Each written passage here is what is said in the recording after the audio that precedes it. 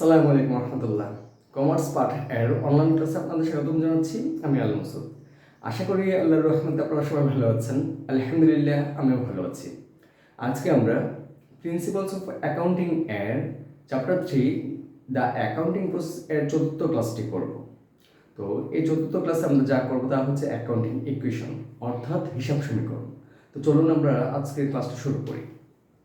তো ক্লাস 4 কি লেখা আছে যদি খেয়াল করেন,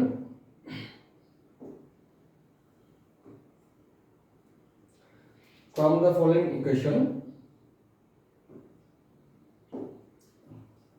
from the following transactions, prepare a tabular analysis of transactions showing effects on accounting equation.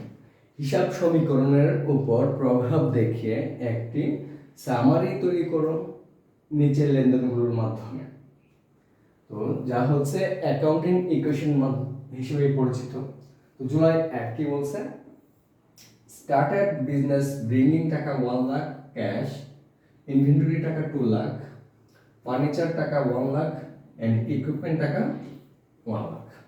বললো কি ব্যবসায় আরম্ভ করলো, কি নিয়ে আরম্ভ করলো? নগদ 1 লাখ টাকা, মজুত পণ্য 2 লাখ টাকা, আসবাবপত্র 1 লাখ টাকা এবং অভিসরঞ্জাম 1 লাখ টাকা নিয়ে।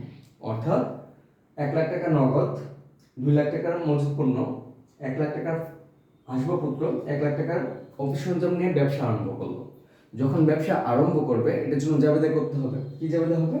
ক্যাশ ডেবিট, যেহেতু নগদ টাকা বাড়ছে, ইনভেন্টরি ডেবিট, যেহেতু মজুত পণ্য বাড়ছে, ফার্নিচার ডেবিট, ইকুইপমেন্ট ডেবিট এবং ক্যাপিটাল ক্রেডিট করতে হবে।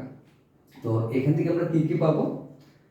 আমরা যদি অ্যাকাউন্টিং ইকুয়েশন, আমরা পূর্বের ক্লাসে অ্যাকাউন্টিং ইকুয়েশন নিয়ে আলোচনা করেছিলাম যে অ্যাকাউন্টিং ইকুয়েশন সমান হচ্ছে a plus a equal to l plus OE। তো আমরা ক্যাশ পেলাম, ক্যাশ ডেবিট 1 নং লেনদেনের জন্য। ইনভেন্টরির জন্য ইনভেন্টরি ডেবিট করতে হবে, ইনভেন্টরি ডেবিট, ফার্নিচার ডেবিট,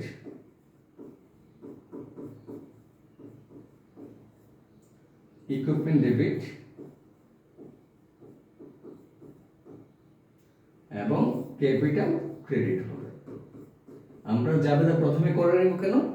যদি আমরা জাবেদা করে রাখি তাহলে আমাদের জাবেদা থেকে ইকুয়েশনের যে ঘরগুলি আছে এই ঘরগুলি করতে সুবিধা হবে। তো দ্বিতীয় যে তারিখটা ছিল জুলাই 1, 3 months রেন্ট টাকা 15,000 ওয়ার পেড ইন অ্যাডভান্স। 3 মাসের ভাড়া অগ্রিম পরিশোধ করা হয়েছিল। যখন আমরা অগ্রিম কোনো খরচ করব তখন সম্পদ পাশে অগ্রিমের জন্য ঘর রাখতে হবে। বিগত ক্লাসে আমাদের আলোচনা হয়েছিল। যারা আগের ক্লাসটি করেননি আপনারা একটু অনুগ্রহ করে অ্যাকাউন্টিং ইকুয়েশনের যে প্রথম ক্লাসটা ছিল, অর্থাৎ অ্যাকাউন্টিং প্রসেস অধ্যায়ের 3য় ক্লাসটি করে আসবেন। ওইখানে আমাদের অ্যাকাউন্টিং ইকুয়েশন নিয়ে বিস্তারিত আলোচনা করা ছিল প্রথম অবস্থায়। তো পূর্বের ক্লাসে আমরা বলেছিলাম যে অগ্রিম কোনো খরচ থাকলে অগ্রিম খরচের জন্য অ্যাসেট পাশে একটা আলাদা ঘর রাখতে হবে। তো এখন দেখেন 3 মাসের ভাড়া অগ্রিম পরিশোধ করা হয়েছে। অগ্রিম পরিশোধ যেহেতু করেছি আমরা, সেহেতু আমাদের খরচ হয়ে গেছে, মানে নগদ টাকা কমে গেছে এবং অগ্রিম খরচটা হচ্ছে আমাদের জন্য সম্পদ। তো অগ্রিম খরচটাকে ডেবিট করতে হবে এবং নগদ টাকা কমাই দিতে হবে। তো এটার জন্য যেটা হবে prepaid rent debit, cash credit. Prepaid রেন্টের জন্য আলাদা একটা ঘর রাখবেন অ্যাসেট পাশে, prepaid rent debit, cash credit. তো ক্যাশ তো লেখা আছে। তারপর জুলাই 11 দেখেন কি আছে? Purchase of goods on account, বাকিতে পণ্য ক্রয়। বাকিতে পণ্য ক্রয় করলে আমাদের ক্রয়ের মাধ্যমে খরচ বাড়বে, তার মানে পারচেজ ডেবিট করতে হবে। এবং যেহেতু বাকিতে কেনা হয়েছে, যাদের কাছ থেকে আমরা বাকিতে কিনলাম তাদেরকে টাকা পরিশোধ করে দিতে হবে, এই জন্য অ্যাকাউন্টস পেবল ক্রেডিট করতে হবে। Purchase debit, accounts payable credit. Purchase যেহেতু একটা খরচ ছিল, ক্যাপিটাল থেকে বিয়োগ করে দিতে হবে। আর অ্যাকাউন্টস পেবল তো একটা দায়, অ্যাকাউন্টস পেবলে আলাদাভাবে ঘর করবেন। তারপর জুলাই 15 কি বলছে? সোল্ড গুডস ফর ক্যাশ টাকা 1 লাখ, কস্ট টাকা 80,000। মানে হচ্ছে যে 1 লাখ টাকার পণ্য বিক্রি করা হয়েছে নগদে, যার বিক্রিত পণ্যের ব্যয় ছিল, যে পণ্যটা বিক্রি করেছে তার ব্যয় ছিল কি 80,000 টাকা। তো এটার জন্য যেভাবে করবেন ক্যাশ ডেবিট 1 লাখ টাকা, কস্ট অফ গুডস সোল্ড, যেটা কস্ট ছিল সেটা মজুত পণ্য কমবে, ইনভেন্টরি ক্রিয়েট করবেন 80,000 টাকা এখন চিন্তা করেন 80,000 টাকা দিয়ে আমরা কিনলাম এবং 1 লাখ টাকায় বিক্রি করলাম। যেহেতু আমরা 80,000 টাকায় কিনে 1 লাখ টাকা বিক্রি করেছি, লাভ হয়েছে আমাদের 20,000 টাকা। যে লাভ হলো, এই লাভটা বা আয়টা হচ্ছে মূলধনের সাথে যোগ করার কথা। তার মানে প্রফিট যেটা আছে সেটা ক্যাপিটালের সাথে যোগ করে দেবেন। এটা যাবে কি হবে, ক্যাশ ডেবিট, তারপর cost of goods sold credit অথবা inventory credit, profit on sales credit করতে হবে। তো ক্যাশ লেখা আছে, প্রফিট ক্যাপিটালের সাথে যোগ করতে হবে এবং ইনভেন্টরির ঘর আছে। তারপর জুলাই 18 কি বলছে, পেইড টাকা 1,80,000 in full settlement for transaction on July 11। July মাসের 11 তারিখে যে লেনদেন হয়েছিল সেটা পুনরাবৃত্তি করার জন্য 1,80,000 টাকা পরিশোধ করা হয়েছে। তো যাবে কি হবে, অ্যাকাউন্টস রিসিভেবলকে আমরা অ্যাকাউন্টস পেয়েবলকে আমরা পরিশোধ করেছি, তার মানে অ্যাকাউন্টস পেয়েবল ডেবিট হবে। যেহেতু পুনরাবৃত্তি হয়ে গেছে সেহেতু পুনরাবৃত্তি 11 তারিখে যে টাকা ছিল পুরোটা লিখবেন, অ্যাকাউন্টস পেয়েবল ডেবিট 2 লাখ টাকা, ক্যাশ ক্রেডিট হবে যে টাকাটা পরিশোধ করা হয়েছে নগদে 1,80,000 টাকা, এবং ডিসকাউন্ট ইনকাম আমরা যখন পরিশোধ করি তখন বারটা পাই, বারটা পেলে ডিসকাউন্ট ইনকাম হবে, ডিসকাউন্ট ইনকাম ক্রেডিট করবেন 20,000 টাকা। এই হচ্ছে আমাদের যাবে। তো দেখেন অ্যাকাউন্টস পেয়েবলের ঘর আছে, ক্যাশের ঘর আছে, ডিসকাউন্ট ইনকাম, যেহেতু ইনকামটা হচ্ছে ক্যাপিটালের সাথে যোগ করে দিতে হবে। তো এখান থেকে আমাদের ঘর বারবার জুলাই 20 কি বলছে, sale of goods on credit, বাকিতে পণ্য বিক্রি, টাকা হচ্ছে 2 লাখ টাকা এবং কস্ট ছিল 1,50,000 টাকা। এখন আগের যাবতার সাথে এই সেলসের সাথে এই সেলসের পার্থক্য হচ্ছে, আগেরটা ছিল নগদে, এখন এটা হচ্ছে বাকিতে। আমরা যখন বাকিতে বিক্রি করি, যার কাছে বিক্রি করা হবে তার কাছ থেকে আমরা ভবিষ্যতে টাকা পাবো। যেহেতু আমরা ভবিষ্যতে টাকা পাবো, সে হচ্ছে আমাদের কাছে দেনতা, অ্যাকাউন্টস রিসিভেবল ডেবিট, টাকা হচ্ছে 2 লাখ টাকা হবে যত টাকা বিক্রি করলেন। এখন পণ্য কমবে, 1,50,000 টাকা ইনভেন্টরি ক্রেডিট করতে হবে। এখন চিন্তা করেন 1,50,000 টাকা দিয়ে কিনলাম, 2 লাখ টাকা বিক্রি করলাম, তার মানে আমাদের লাভ হয়েছে 50,000 টাকা। এই লাভটা ক্যাপিটালের সাথে যোগ করে দিতে হবে। জুলাই 25 কি বলছে, received cash from credit sales on July 20। July মাসের 20 তারিখে যে আমরা বিক্রি করেছিলাম 2 লাখ টাকা, ওইখান থেকে আমরা নগদে গ্রহণ করেছি 10% ডিসকাউন্ট দিয়ে। তার মানে হচ্ছে 2 লাখ টাকার উপর 10% ডিসকাউন্ট দিয়েছি, বাকি টাকাটা আমরা গ্রহণ করেছি, অর্থাৎ 20,000 টাকা, মানে 2 লাখের 10% হচ্ছে 20,000 টাকা আমরা বার্তা দিয়েছি। তো বার্তা দিলে কাকে দিলাম, আগের যে দেনদার ছিল ওই দেনদারকে। তো আমরা যেহেতু ক্যাশ গ্রহণ করেছি, ক্যাশ টাকা পাবে, ক্যাশ ডেবিট 1,80,000 টাকা। যেহেতু আমরা টাকা আদায় করলাম, আমরা টাকা যখন প্রদান করি তখন আমরা বার্তা পাই, কিন্তু যখন আমরা টাকা গ্রহণ করি তখন বার্তা আমরা দেই, তার মানে আমাদের জন্য খরচ হয়। এই জন্য এখানে ডিসকাউন্ট এক্সপেন্স ডেবিট করতে হবে 20,000 টাকা এবং অ্যাকাউন্টস রিসিভেবল ক্রেডিট করে দিতে হবে টোটালি 2 লাখ টাকা। এবং জুলাই 30 কি বলছে, 1 month's rent is to be treated as expense।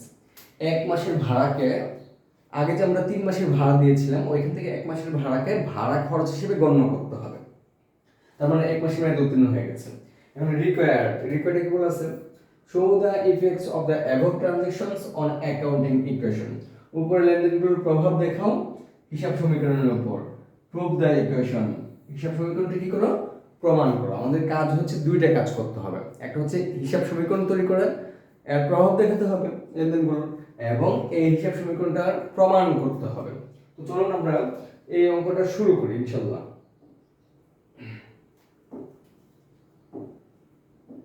উপরে কোম্পানির নাম লিখবেন, নেম অফ কোম্পানি, যার আছে তার নাম লিখে দিবেন, নেম অফ কোম্পানি,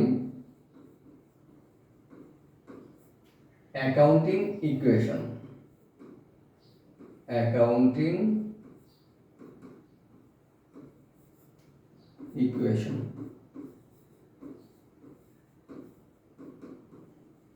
এখন তো ঘর করতে হবে। ঘর যদি করতে হয় আপনারা ইচ্ছে করলে আগে থেকে ঘরগুলি করে নিতে পারবেন। কিভাবে ঘরগুলি করবেন, একদম একটা ঘর যেন বেশি না হয় সেইভাবে হিসাব করে আপনারা ঘরটা ইচ্ছে করলে করতে পারেন। তো চলুন দেখি কিভাবে ঘরটা করতে হবে, আগে দেখে নিন। দেখেন এখানে আমাদের লেনদেন আছে, কতগুলি লেনদেন আছে এখানে 1 2 3 4 5 6 7 8, এই 8টা ঘর করার পরেও আরো 3টা ঘর বেশি করতে হবে। কয়টা ঘর?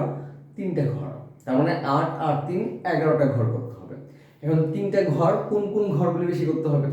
উপরে তারিখ বিবরণের যে শিরোনাম লিখবেন সেটার ঘর একটা, আর নিচে মোটের ঘর থাকবে 2টা। টোটালি আমরা 3টা ঘর বেশি করব।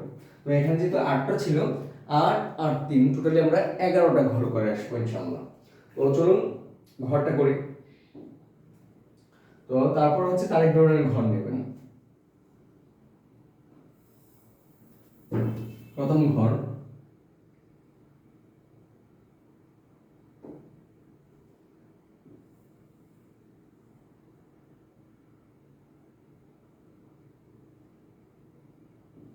দুই 3 4 5 6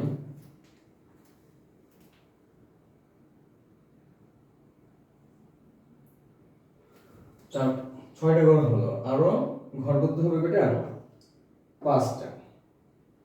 6 7 7 হয় নাই, এটা একটা বাড়তি ঘর রাখলাম। আমরা আগের পৃষ্ঠা থেকে যে আমরা ব্যালেন্সটা নিয়ে আসবো সেটার জন্য একটা ঘর করে নিলাম।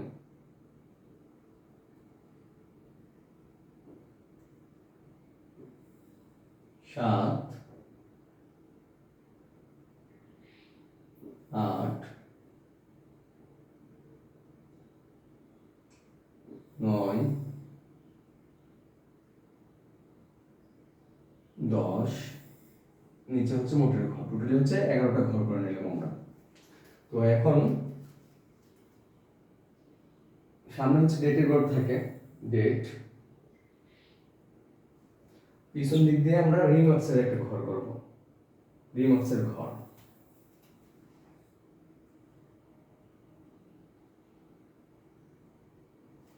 তো এই ঘরটুকু করার পর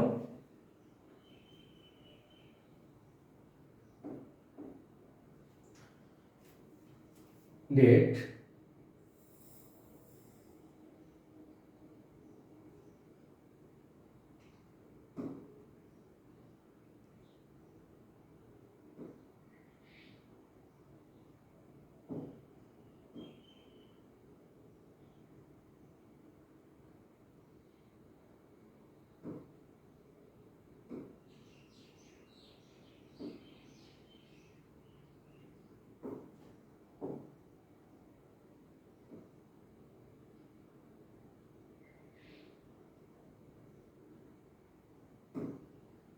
ডেটের ঘরটা নিলেন, পিছন দিক দিয়ে রিমার্কসের ঘর নিয়ে নেবেন। রিমার্কস নেওয়ার পর এখন যে কাজটা করতে হবে তা হচ্ছে আমরা এই ঘরটাকে,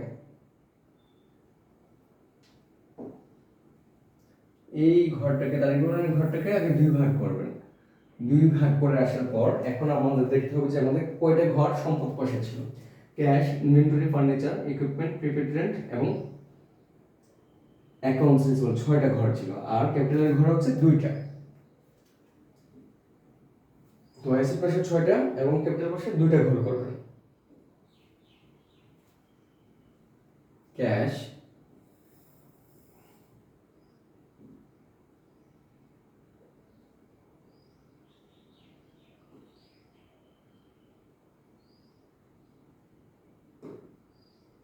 এক 2 3 4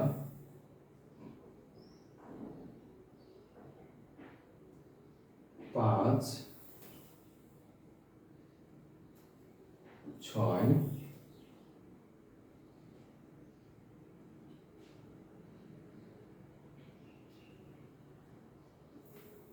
এটা হচ্ছে মূলধনের ঘটনা।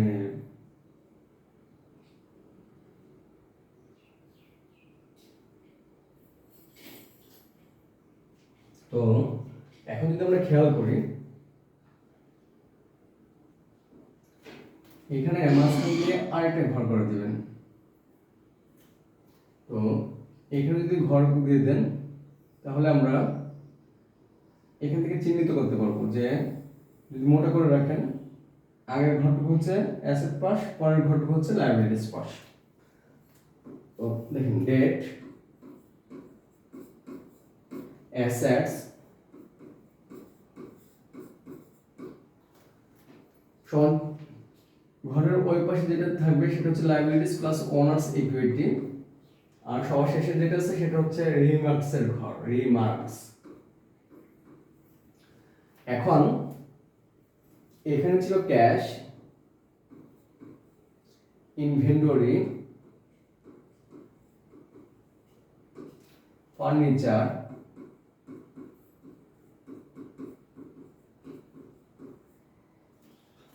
ইকুইপমেন্ট,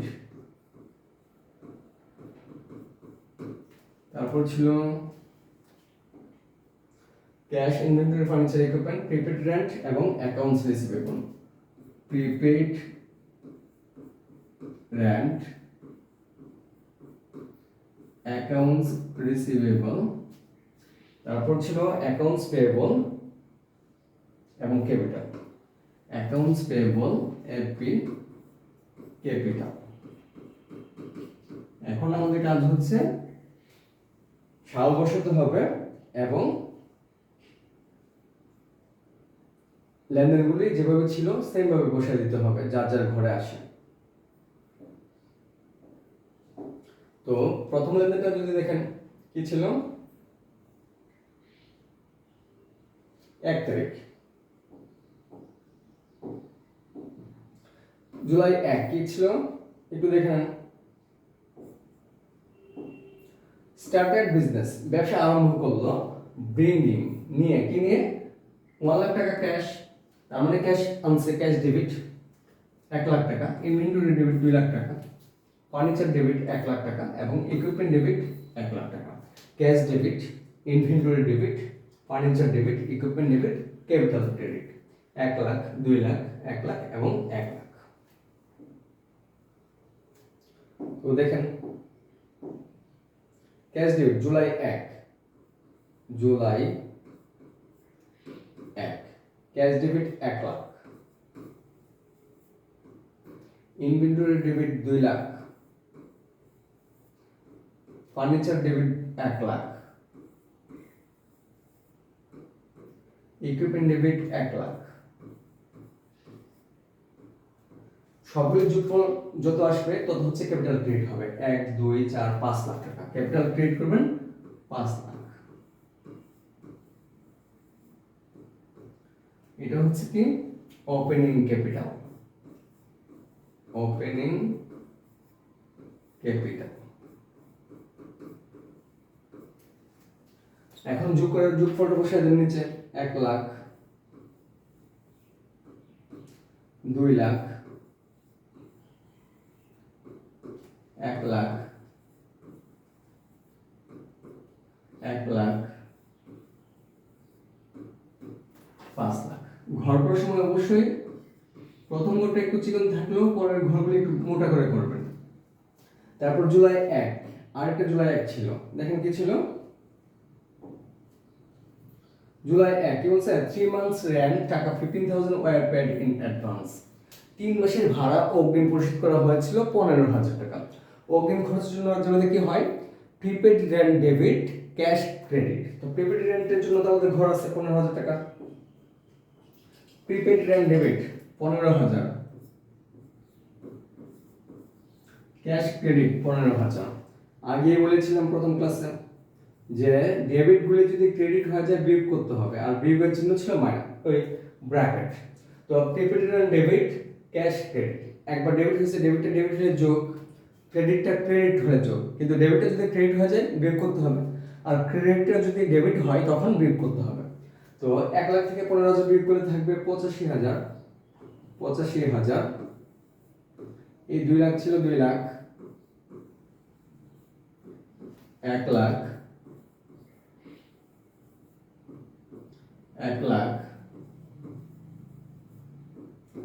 এখানে 15,000, তারপর ছিল 5 লাখ। তো এখানে দেখেন ক্যাপিটাল মূলধনকে টাচ করে নাই, যখন মূলধনকে টাচ না করবে তখন রিমার্কসের ঘরটা খালি থাকবে। তো তারপর জুলাই মাসের তারিখ দেখেন, পরের তারিখটা কত ছিল, জুলাই 11 কি বলছে, purchased of goods on account, বাকিতে পণ্য ক্রয় 2 লাখ টাকা। বাকিতে পণ্য ক্রয়ের জন্য যাবে হবে, যখন আমরা ক্রয় করি ক্রয়টাকে ডেবিট করি, তো পারচেজ ডেবিট, আর যেহেতু আমরা বাকিতে কিনেছি, যার কাছ থেকে কিনেছি তাকে আমাদের টাকা পরিশোধ করতে হবে। যখন আমাদের টাকা পরিশোধ করতে হয় ওই ব্যক্তি আমাদের কাছ থেকে পাওনা থাকে, এর জন্য সে হচ্ছে পাওনাদার হবে। তো purchase debit accounts payable credit করতে হবে টাকা 2 লাখ টাকা।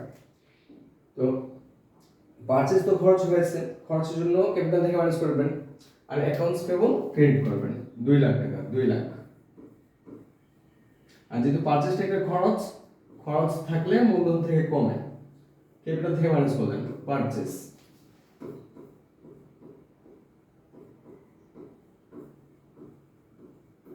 রিমার্কসের ঘরটা তখনই কাজে লাগবে যখন মূলধনের সাথে যোগ বিয়োগ হবে। তো এটা ছিল 11 তারিখ। তারপর দেখেন কি ছিল, জুলাই 15 কি বলছে, সোল্ড গুডস ফর ক্যাশ, নগদে পণ্য বিক্রয় 1 লাখ টাকা, কস্ট ছিল টাকা 80,000, মানে 80,000 টাকা দিয়ে কিনে আমরা 1 লাখ টাকায় বিক্রি করে দিয়েছি। তো যেহেতু আমরা নগদে বিক্রি করেছি, নগদ টাকা বাড়বে, ক্যাশ ডেবিট হবে 1 লাখ, পণ্য কমবে 80,000 টাকা, এবং লাভ হয়েছে যেটা 20,000, সেই লাভটা হচ্ছে আমাদের মূলধনের সাথে যোগ করে দিতে হবে। তো cash debit 1 lakh, cash debit 1 lakh, যেহেতু 80,000 টাকা ক্রয় মূল্য ছিল, সেটার মজুদ পণ্য কমবে 80,000 টাকা, এবং 80,000 টাকা দিয়ে কিনে, সরি এখানে না, এটা হচ্ছে পরের ঘরে যাবে।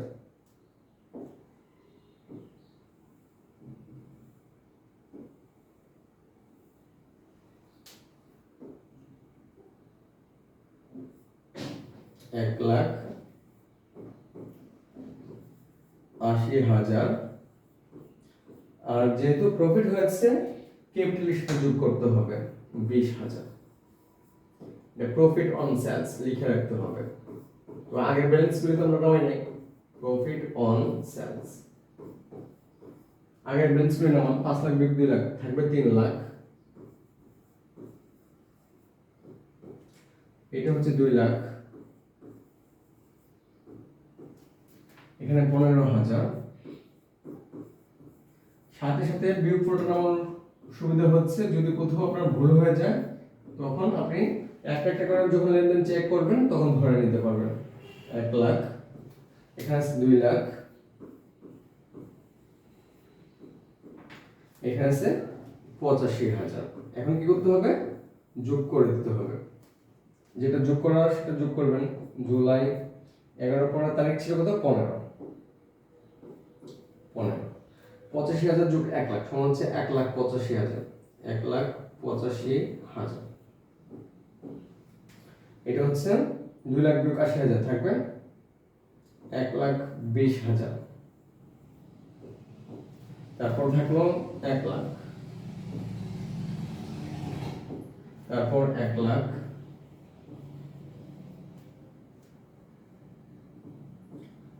15,000,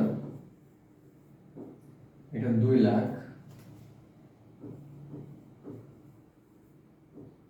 এটা 3 লাখ যোগ 20, 3,20,000।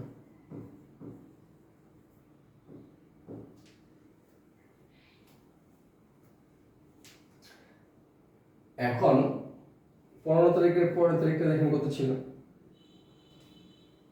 18 তারিখ, 18 কেসে paid টাকা 1,80,000 in full settlement for transaction on July 11, July মাসের 11 তারিখে যে লেনদেন হয়েছিল তার জন্য সেটা পুনঃনিষ্পত্তি করার জন্য, ফুল সেটেলমেন্ট অর্থ হচ্ছে পুনঃনিষ্পত্তি করার জন্য 1,80,000 টাকা পরিশোধ করা হয়েছে।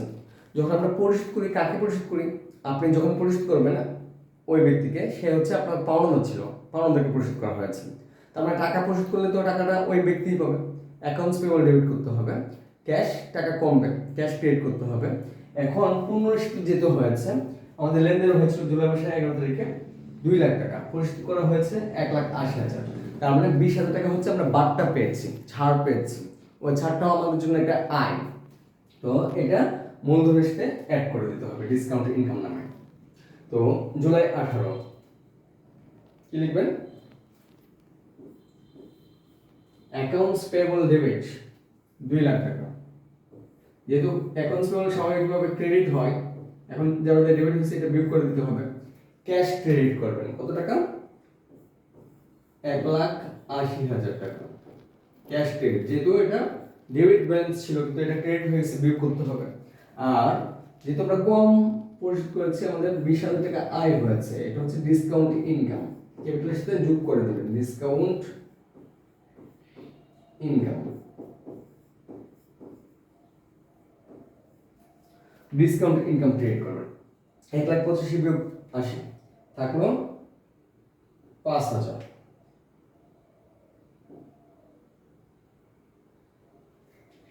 আচ্ছা, ঘরটা আগে করে নিন। অ্যাসেট প্রসেস ছিল 6টা ঘর, 1 2 3 4 5 6 7 8। এখন এখানে চিকন করে একটা ঘর দিয়ে রাখবেন। ঘর ছিল, এটা হচ্ছে ডেটের ঘর, ডেট, এটা ক্যাশ, এটা ইনভেন্টরির ঘর, ইনভেন্টরি, এটা ফার্নিচারের ঘর, ফার্নিচার, এটা ইকুইপমেন্টের ঘর, তারপর ছিল প্রিপেড রেন্টের ঘর, প্রিপেড রেন্ট, তারপর ছিল অ্যাকাউন্টস রিসিভেবলের ঘর, তারপর হচ্ছে অ্যাকাউন্টস পেয়েবলের ঘর, এটা হচ্ছে ক্যাপিটালের ঘর, আর পরেরটা হচ্ছে রিমার্কসের ঘর। এখন ব্যালেন্সটা নিয়ে আসবেন কত? ক্যাশ থাকলো 5,000 টাকা। তারপর দেখেন কি ছিল? 1,20,000, 1 লাখ, 1,15,000, 1,20,000,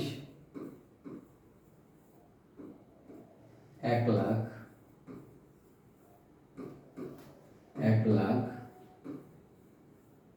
1,15,000।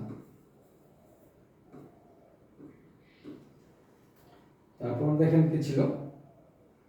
অ্যাকাউন্টস রিসিভেবল খালি আছে, পরেরটা হচ্ছে 2 লাখ, 2 লাখ শূন্য, 3,20,000 যোগ 20, 3,40,000। অ্যাকাউন্টস পেয়েবল নীল হয়ে গেছে, নীল। তারপর এখানে হচ্ছে 3,40,000। আচ্ছা, এখন এই যোগফলটা লিখে রাখলাম 5,000, 1,20,000, 1 লাখ, 1,15,000 নীল, আর এটা হচ্ছে 3,40,000। এখন আমরা পরের লেনদেনে যাই। পরের লেনদেনটা কি ছিল দেখেন, কি আছে? 18 তারিখের পরের তারিখ, জুলাই 20, কি বলছে? Sale of goods on credit, বাকিতে পণ্য বিক্রি করা হয়েছে 2 লাখ টাকা। বাকিতে যখন আমরা পণ্য বিক্রি করি তখন আমাদের দেনদার বাড়বে। Accounts receivable debit 2 lakh, inventory কমবে 1,50,000 টাকা, আর আমরা 1,50,000 টাকা দিয়ে কিনে 2 লাখ টাকা বিক্রি করেছি। তার মানে কি আমাদের লাভ হয়েছে? কত টাকা লাভ হলো? 50,000 টাকা। তো 50,000 টাকা লাভটা হচ্ছে বিক্রির সাথে যোগ করে দিতে হবে। তো অ্যাকাউন্টস রিসিভেবল ডেবিট 2 লাখ,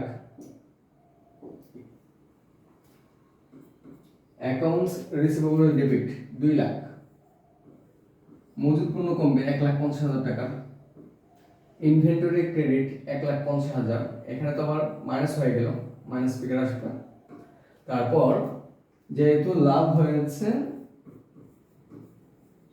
ক্যাপিটালের সাথে যোগ করবেন, profit on sales, profit on sales লিখে রাখবেন, প্রফিট অন সেলস।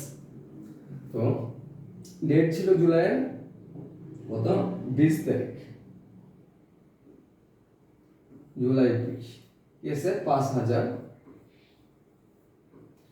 1,20,000 মজুদ পূর্ণ কমবে, তো যেহেতু এটা মাইনাস ফিগারে নামবে -30,000, তারপর আছে 1,00,000,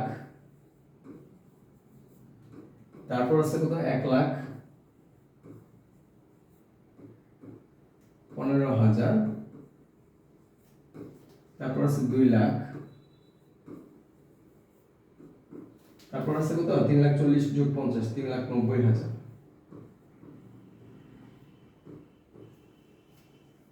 এখন দেখুন কি আছে জুলাই মাসের কত তারিখ, 20 পরে July 25, receive cash from credit sales on July 20 less 10% discount. July মাসের 20 তারিখে যে আমরা বাকিতে বিক্রি করেছিলাম ওই টাকাটা দেনদারের কাছ থেকে 10% বাট্টায় পাওয়া গেছে। আমরা বিক্রি হয়েছিল 2,00,000 টাকা, এখন 10% বাটা দিলাম, বাট্টা যেটা সেটা হচ্ছে খরচ।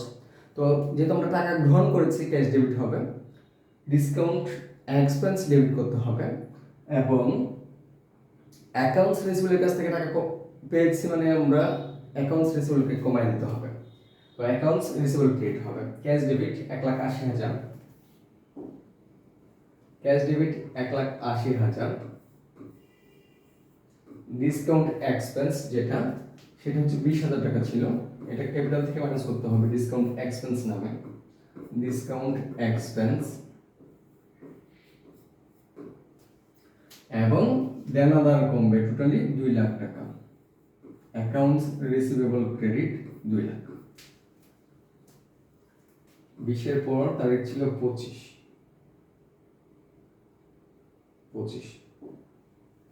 এখন যোগ বিয়োগ করেন, এটা যোগ 1,85,000 -30,000 1,00,000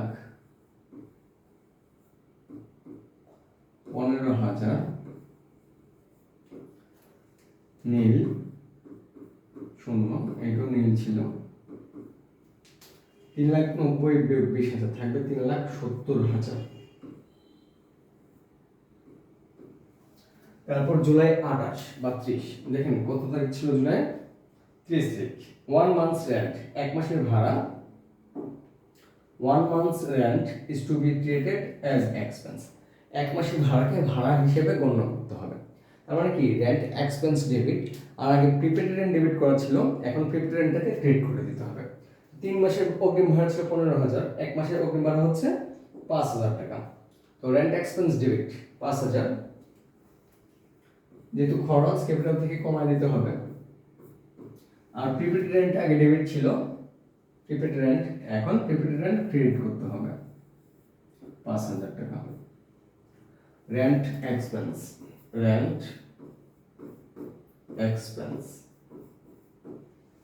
5,000, 30 রেট ছিল, এখন 1,85,000 ছিল, 1,85,000,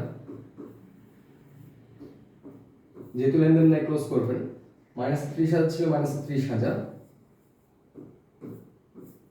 এই 1,00,000 ছিল 1,00,000, এখানে 1,00,000 ছিল 1,00,000, এখানে 15,000 বিয়োগ 5,000 থাকবে 10,000, নীল 3,70,000 বিয়োগ 5 সমান হচ্ছে 3,65,000। এই সবগুলি লেনদেন এখন ক্লোজ করে দেবেন, সবগুলি ক্লোজ করার পর এখন নিচে যে ঘরটা আছে সেই ঘরে এই দাগগুলি নামাবেন না, এই দাগগুলি নাই, এটাও থাকবে না। তো এখন দেখেন 1,85,000, 2,85,000, 3,85,000, 3,95,000 বিয়োগ 30 থাকবে 3,65,000, এখানে টোটাল হচ্ছে 3,65,000, এটা ক্লোজ করবেন, এখানে থাকবে 3,65,000। তো অ্যাসেট পাশ এবং লায়াবিলিটিস পাশ সমান থাকবে সবসময়। এখন আমাদের দ্বিতীয় করণীয় কি ছিল, প্রুভ দ্য অ্যাকাউন্টিং ইকুয়েশন, হিসাব সমীকরণটি প্রমাণ করে দেখো। যখন আমরা হিসাব সমীকরণ প্রমাণ করতে যাব রিকোয়ারমেন্ট 2 শুরু করতে হবে। requirement 2,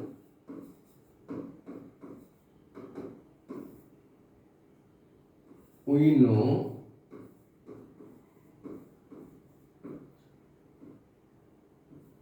A equal to L plus OE, এটা হচ্ছে অ্যাকাউন্টিং ইকুয়েশনের যে সমীকরণ ছিল সেটা। এখন এ সমান কি ছিল আমাদের? এ সমান ছিল, প্রথমে ছিল ক্যাশ, তারপর ছিল ইনভেন্টরি, তারপর ছিল ফার্নিচার, ইকুইপমেন্ট, তারপর ছিল প্রিপেড রেন্ট,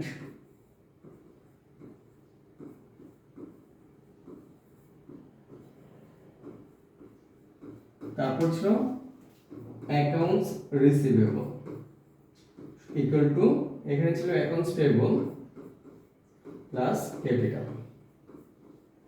এখন আমরা মান বসিয়ে দিই, আমাদের যে অঙ্ক হলো সেটা থেকে মান বসানো, কত ছিল? 1,85,000 মাইনাস 30, 1,85,000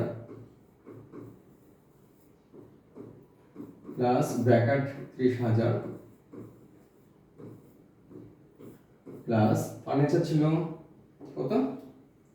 1,10,000, 1,00,000, ইকুইপমেন্ট ছিল 1,00,000, প্রিপেড রেন্ট ছিল 10,000, অ্যাকাউন্টস রিসিভেবল নীল ছিল, এটা লেখার দরকার নাই, এই সমান হচ্ছে সমান, অ্যাকাউন্টস পেয়েবল নীল ছিল, ক্যাপিটাল ছিল 3,65,000। অর্থাৎ আমরা যে লাস্টে যোগফলগুলি বের করেছিলাম প্রত্যেকটা ঘরের, সেটা লিখতে হবে। তো এখন 1,85,000, 2,85,000, 3,85,000, 3,95,000 থেকে 30,000 বিয়োগ করলে থাকবে 3,65,000, ইকুয়াল হচ্ছে 3,65,000। দেখেন সমান চিহ্নের আগে এবং পরে এক সমান হচ্ছে, এটা হচ্ছে হিসাব সমীকরণের প্রুফ।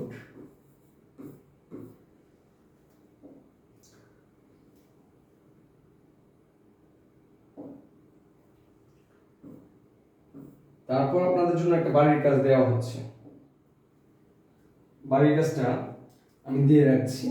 এই বাড়ির কাজটা অবশ্যই আপনারা কি করবেন? স্ক্রিনশট দিয়ে আপনারা বাড়ির কাজটা করে কমেন্ট বক্সে প্রদান করবেন। তো সবাই ভালো থাকবেন, আর যদি ক্লাস ভালো লাগে commerce part by Al Masud YouTube চ্যানেলটিকে আপনারা সাবস্ক্রাইব করে রাখুন। ইনশাল্লাহ এই চ্যানেলে আপনাদের first year to final year পর্যন্ত সকল ইয়ারের সকল ম্যাথ সাবজেক্টের প্লেলিস্ট পাবেন খুব শীঘ্রই ইনশাল্লাহ। তো সবাই ভালো থাকবেন, বিদায় নিচ্ছি। আসসালামু আলাইকুম রহমতুল্লাহ।